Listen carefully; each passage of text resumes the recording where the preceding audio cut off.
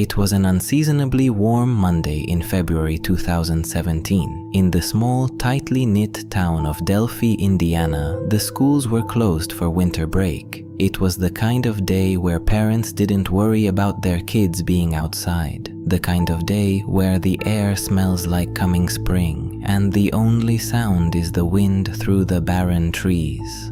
At 1:35 p.m., two best friends, 13-year-old Abby Williams and 14-year-old Libby German, were dropped off at the entrance of the Monon High Bridge trail. They were typical teenagers. They wanted to hike, take photos for social media, and cross the old, rusted railroad bridge that towers 60 feet above Deer Creek. If you've seen the photos from that day, you know how peaceful it looked. Libby posted a picture of Abby walking across the weathered wooden ties. Abby is looking down at her feet, concentrated, smiling. It's a snapshot of innocence. But what happened next? What was captured just minutes after that photo was taken is something that still keeps investigators awake at night. Libby noticed something that didn't fit. At the far end of the bridge, a man had appeared. He was dressed in a blue utility jacket, jeans, and a hoodie pulled low over a camouflage cap. He wasn't hiking. He wasn't looking at the view. He was walking toward them, one heavy step after another.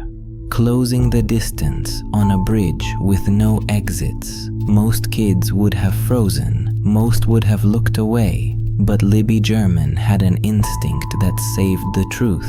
Even if it couldn't save her life, she reached into her pocket. She didn't call 911. There wasn't enough time. Instead, she hit record. She captured the man's image, his gait, and his presence. And then she hid the phone as he reached them. That phone, discovered later in the dirt near their bodies, contained a 13-second nightmare. A grainy, pixelated video of a man with his hands in his pockets, walking with a chilling, predatory rhythm. And then, a voice. A voice that is low, gravelly, and bone-chillingly calm. Guys, down the hill. Tonight on 911, what is your emergency? We are going to Delphi, Indiana. We are going inside the case that gripped an entire country for 5 years. The case of Abby Williams and Libby German, two 8th graders who went for a walk and never came home. Let's go. Delphi, Indiana is the kind of town that most of America doesn't know exists until something terrible happens there. 3,000 people. A meatpacking plant as the biggest employer. Everyone knows everyone. You wave at your neighbors. You leave your car unlocked. You let your kids walk to school. In February 2017, it was exactly that kind of place. And Abby Williams and Libby German were exactly the kind of kids who grew up in it. Best friends, 8th graders at Delphi Community Middle School, inseparable in the way only 13 and 14-year-old girls can be. Abby was the quieter one. Libby was outgoing, funny, the kind of person who filled a room. Together they balanced each other perfectly. The Monon High Bridge trail was a local landmark. The old railroad trestle had been retired for decades, but it sat 60 feet above Deer Creek and offered a view that teenagers had been sneaking out to photograph for years. It wasn't a dangerous place. It was a local treasure. Families walked it. Kids hiked it on days off school. Nobody thought twice about two girls spending an afternoon there. Libby's older sister Kelsey dropped them off just after 1:30 in the afternoon. They said they loved each other, and that was the last time Kelsey saw her sister alive. The girls had arranged to be picked up at a different point on the trail later that afternoon.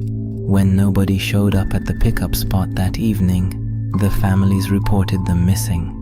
A search began immediately. Volunteers, law enforcement, neighbors with flashlights moving through the woods along Deer Creek in the dark. They found nothing that night. The next morning, February 14th, the search expanded.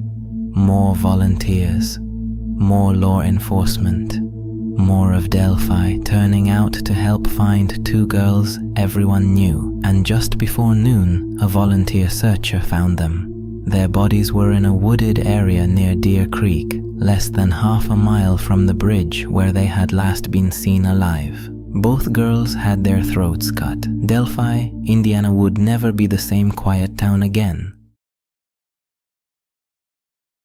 When investigators found Libby German's iPhone in the dirt near the crime scene, they didn't know yet what was on it. What they found when they unlocked it changed the entire nature of the investigation. Libby had recorded him. In the final minutes, before she and Abby were attacked, she had pointed her phone at the man on the bridge and captured 43 seconds of video.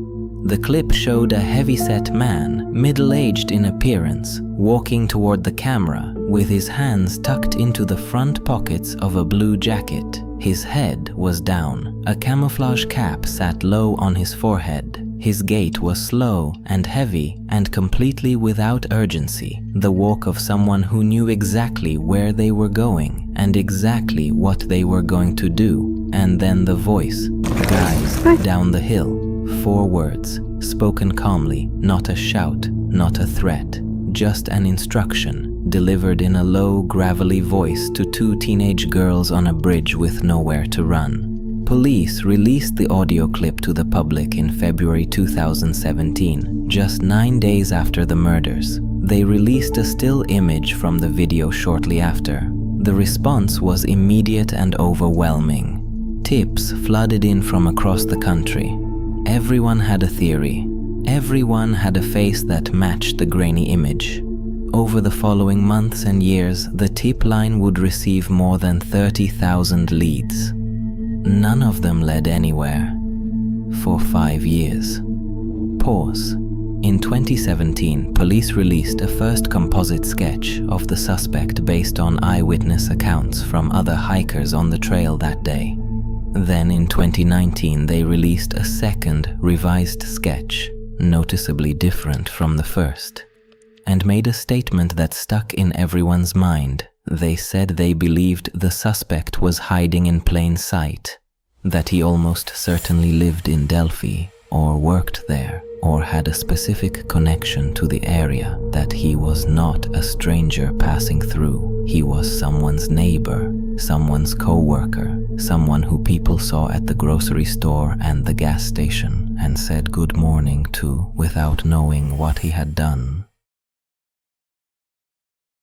Richard Matthew Allen was born in September 1972. He grew up in a small town in Indiana, graduated high school in 1991, did a stint in the Army and the National Guard, studied accounting at community college. He married, he had a daughter. He moved to Delphi in December 2006 and spent the next 16 years living there quietly and without incident. He worked at the CVS pharmacy on the main street of Delphi. He was a familiar face, not warm, not unfriendly, just there.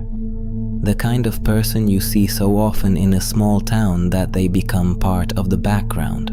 One resident who knew the victims' families described him simply as the guy who worked at CVS.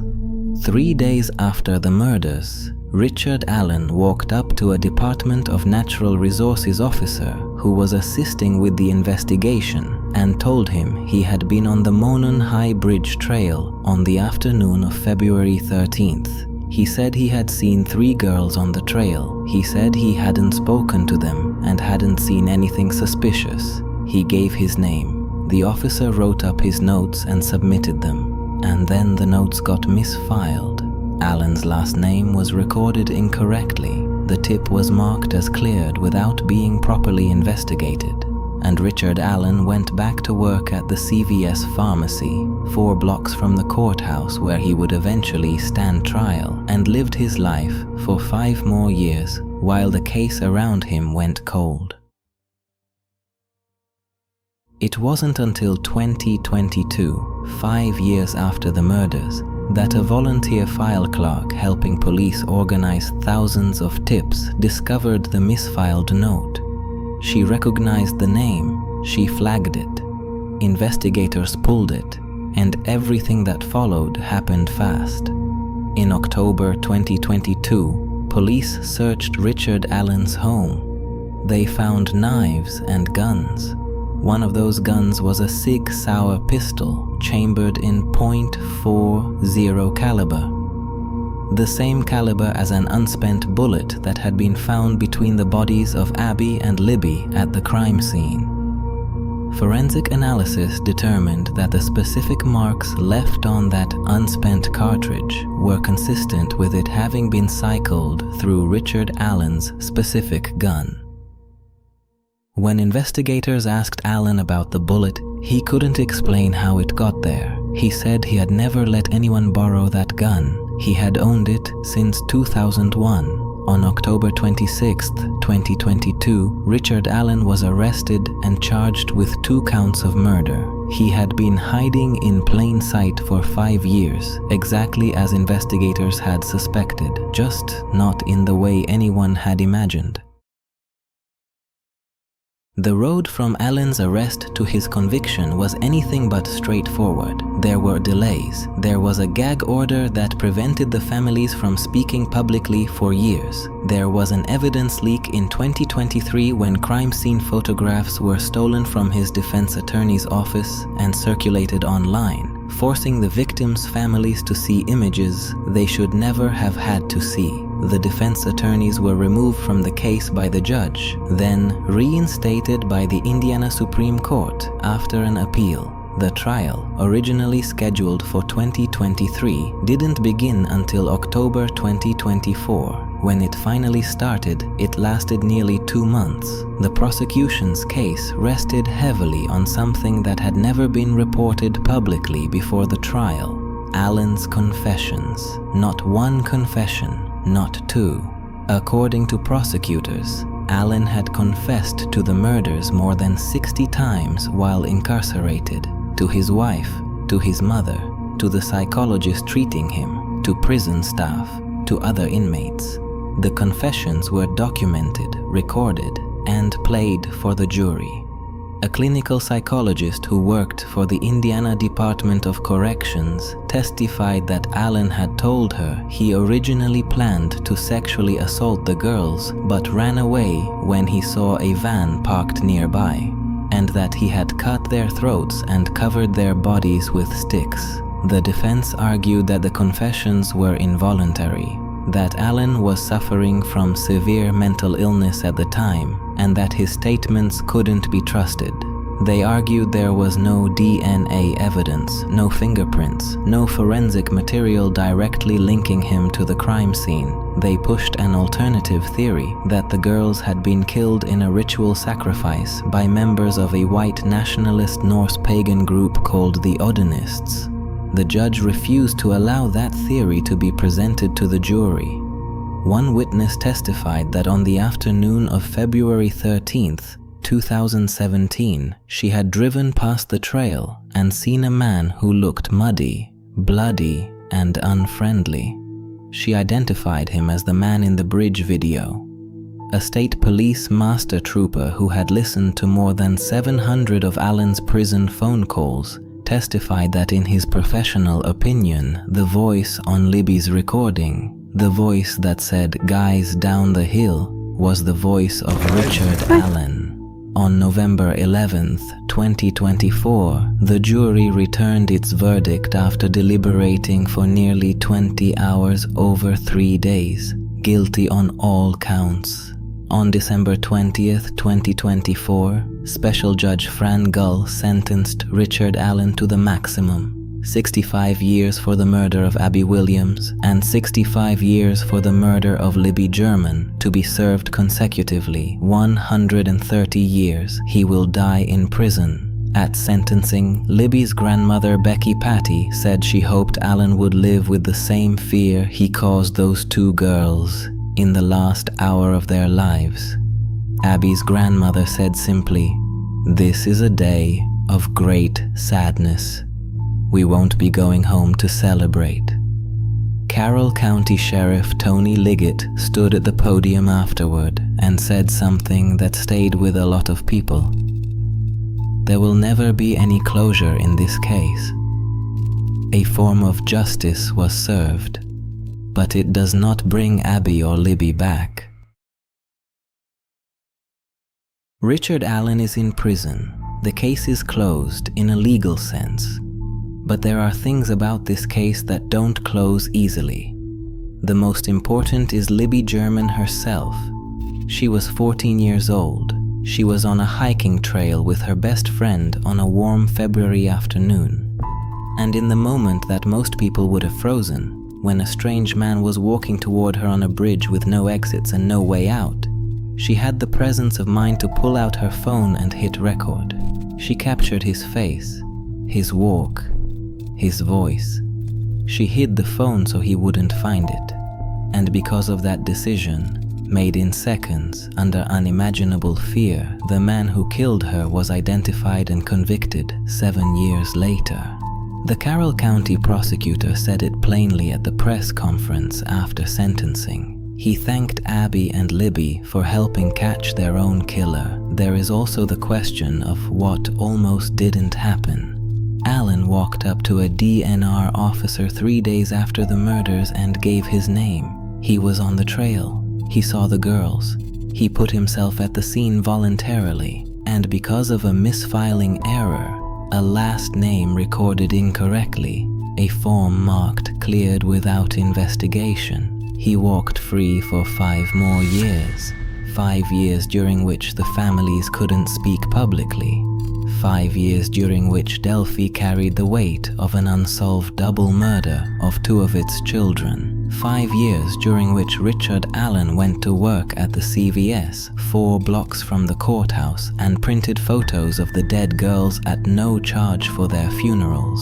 Photos that their families displayed because they had no idea who had given them. Abby Williams and Libby German were 8th graders. They wanted to cross an old bridge on a warm day and take pictures for Snapchat. They were 13 and 14 years old. Their school renamed its library in their honor. A memorial park is being built in Delphi to celebrate their lives. Their names are remembered not because of what was done to them, but because of who they were, and because one of them, in the worst moment imaginable, thought clearly enough to leave the world a record. If this case stayed with you, consider subscribing to the channel and drop a comment below with the case you want us to cover next. It might just be our next one. If one video isn't enough for tonight, there is another one on your screen right now. Until next time, stay safe. Good night.